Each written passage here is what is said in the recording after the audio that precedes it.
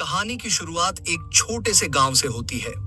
इस गांव में एक छोटा सा घर था जिसमें मियां नाम की एक महिला रहती थी।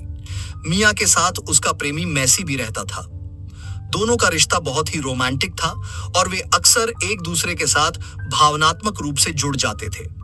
दिन में कई बार वे एक दूसरे के करीब आते, लेकिन फिर भी जैसे उनकी चाहत कभी पूरी नहीं होती थी। अब कहानी में एक शहरी प्रेमी जोड़ा दिखाया जाता है। लड़के का नाम सैम और लड़की का नाम रोमा था। दोनों एक बड़ी कंपनी में काम करते थे और फिलहाल उन्हें 7 दिनों की छुट्टी मिली थी। रोमा छुट्टियां किसी गांव में बिताना चाहती थी क्योंकि उसने कभी गांव नहीं देखा था। सैम ने उसकी बात मान ली और वे दोनों उसी गांव की ओर रवाना हुए जहां मियां रहती थी। एक लंबे सफर के बाद वे मियां के घर पहुंचते हैं। मियां को देखते ही रोमा बहुत खुश हो जाती है। दरअसल मियां कई साल पहले उसके घर में नौकरानी के रूप में काम कर चुकी थी, इसलिए रोमा उसे पहले से जानती थी। मियां भी रोमा को देखकर बहुत खुश होती है और फिर वह सैम से मिलती है। मियां दोनों को अपने घर के अंदर ले आती है। उसका घर छोटा था, लेकिन रोमा को वो घर पसंद आता है। मियां कहती है, मैं गरीब हूं इसलिए घर छोटा है। इस पर रोमा जवाब देती है, दिल छोटा मत करो, भले ही घर छोटा हो, पर यह बहुत सुंदर है और शहर के शोरगुल से दूर है। मियां यह सुनकर खुश हो जाती है। फिर रोमा उससे उसके प्रेमी मैसी के बारे में पूछती है। मियां बताती है कि मैसी बाहर गया है और जल्दी ही लौट आएगा। इतना कहकर वह दोनों को उनका कमरा दिखाती है। इसी बीच मैसी वापस आ जाता है। मियां उसे सैम और रोमा से मिलवाती है। मिलने के बाद मैसी मियां से कुछ रोमांटिक व्यवहार करने लगता है। उसकी हरकतें देखकर सैम और रोमा असहज हो जाते हैं क्योंकि वह उनके सामने ऐसा कर रहा होता है। मियां उसे रोकती है, तब जाकर वह शांत होता है। मियां रोमा को आराम करने को कहती है। कुछ देर बाद जब मियां रात का खाना बना रही होती है, तब रोमा अपनी मां से बात करना चाहती है, लेकिन मोबाइल में सिग्नल नहीं आता। मियां बताती है कि उनका गांव शहर से काफी दूर है, इसलिए नेटवर्क नहीं आता। रात को सैम और रोमा गर्मी के कारण ठीक से सो नहीं पाते। गर्मी से राहत पाने के लिए वे हल्के कपड़े पहनते हैं, लेकिन फिर भी चैन नहीं मिलता। तभी उन्हें पास वाले कमरे से मियां और मैसी की आवाजें सुनाई देती हैं। वे दीवार के पास आकर सुनने लगते हैं। उनकी आवाजें सुनकर सैम और रोमा भी रोमांटिक मूड में आ जाते हैं। अगली सुबह चारों नाश्ते पर साथ बैठते हैं। मियां ने आज विशेष नाश्ता बनाया होता है, जिसे देखकर रोमा बहुत खुश हो जाती है। नाश्ते के दौरान मैसी अपने हाथों से मियां को खाना खिलाता है और उसे प्यार से देखता है। यह देखकर सैम भी वैसा ही करने लगता है और रोमा को अपने हाथों से खिलाने लगता है।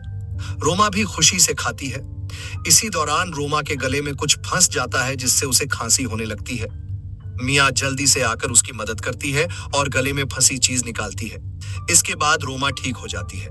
नाश्ते के बाद सैम मोबाइल सिग्नल ढूंढने बाथरूम के पास पहुंचता है। उसी समय मैसी भी बाथरूम में चला जाता है, जहां मियां पहले से नहा रही होती है। वे दोनों एक दूसरे के साथ घनिष्ठ हो जाते हैं। बाहर खड़ा सैम उनकी आवाजें सुन लेता है और विचलित हो जाता है। उसी समय रोमा वहां आ जाती है, लेकिन उसका ध्यान फोन पर होता है, इसलिए उसे सैम की स्थिति का अंदाजा नहीं होता। वह सैम से सिग्नल के बारे में पूछती है। तभी मियां और मैसी बाथरूम से बाहर आ जाते हैं। उन्हें एक साथ देखकर रोमा थोड़ी हैरान होती है, लेकिन खुद को संभालकर उन्हें नमस्ते कहती है। रात को खाने के बाद सैम और रोमा बातें करने लगते हैं। गांव में सैम का मन नहीं लग रहा होता, इसलिए वह यहां से जाना चाहता था। रोमा उसे समझाती है कि हम 7 दिनों के लिए आए हैं और ये दिन जल्द ही बीत जाएंगे। रोमा के समझाने पर सैम गांव में रुकने के लिए मान जाता है। अगली सुबह मियां खाना बना रही थी और इसी बीच रोमा भी उसके पास आ जाती है। रोमा को पास देखकर मियां उसे खाना बनाने की कुछ तरकीबें सिखाने लगती है। वह उसे घरेलू कामों में हाथ बंटाने को कहती है। मियां की निकटता से रोमा थोड़ा असहज महसूस करती है, लेकिन कुछ कहती नहीं। उधर दोनों लड़के कस्बे से कुछ सामान खरीदकर वापस आ रहे थे। रास्ते में उन्हें सू नाम की एक लड़की मिलती है। सू मैसी से छेड़छाड़ करने लगती है ताकि वह उसे अपनी ओर आकर्षित कर सके। यह सब देखकर सैम को अजीब लगता है, लेकिन मैसी ज्यादा समय न गंवाते हुए सू से माफी मांगता है और वहां से चल देता है। रास्ते में सैम मैसी से कहता है, तुम मियां को धोखा क्यों देना चाहते हो? मैसी जवाब देता है, मियां को सब पता है और उसने मुझे पूरी आजादी दी है। ऐसी बातें करते हुए दोनों घर पहुंचते हैं और अपनी अपनी साथी से मिलते हैं। कुछ देर बाद दोनों लड़के खेत में काम करने निकलते हैं। सैम ने कभी खेत नहीं देखा था, इसलिए वह मैसी के साथ आया था और उसकी मदद करने लगा। लेकिन मैसी के व्यवहार में कुछ अस्वाभाविक बातें थीं जो सैम को असहज करती हैं। रात होते होते सैम थोड़ा खिन्न हो गया था। इसी बीच रोमा उसके पास आती है और उसे भावनात्मक सहारा देती है। दोनों एक दूसरे के करीब आते हैं, लेकिन सैम के मन में उथल पुथल मची होती है। वह मानसिक रूप से अस्थिर महसूस कर रहा था। अगला दिन कामकाज में बीत जाता है। रात को मियां ने विशेष भोजन तैयार किया था, जिसे चारों मिलकर खाने बैठते हैं। खाने से पहले सभी थोड़ी शराब पीते हैं। नशे के प्रभाव में मियां रोमा के करीब आने लगती है। यह देखकर मैसी सैम से कहता है कि उन्हें भी कुछ नया अनुभव करना चाहिए। सैम मैसी के कहने पर उसका साथ देता है। इस तरह दोनों जोड़े भावनात्मक और शारीरिक उलझनों में फंस जाते हैं। अगली सुबह मियां मैसी को कस्बे से कुछ सामान लाने के लिए कहती है। उसी समय सैम भी जाग जाता है और मैसी उसे भी साथ ले जाने के लिए कहता है। दोनों रास्ते में एक जगह रुकते हैं। वहीं मैसी सैम से पिछली रात की बातों को दोहराता है और कहता है, अगर तुम और अनुभव करना चाहते हो तो मैं तैयार हूं। मैसी की बातों से सैम उलझन में पड़ जाता है। उधर रोमा मियां से कह रही होती है कि जब तुम हमारे घर नौकरानी थीं, तब से मैं तुम्हें पसंद करती थी। मैं जानबूझकर गांव का बहाना बनाकर यहां आई हूं ताकि तुम्हारे करीब आ सकूं। मैं चाहती हूं कि तुम मेरे साथ शहर चलो। मियां जवाब देती है, मैं तुम्हें प्रेम नहीं कर सकती। मेरे लिए यह सब एक मस्ती थी।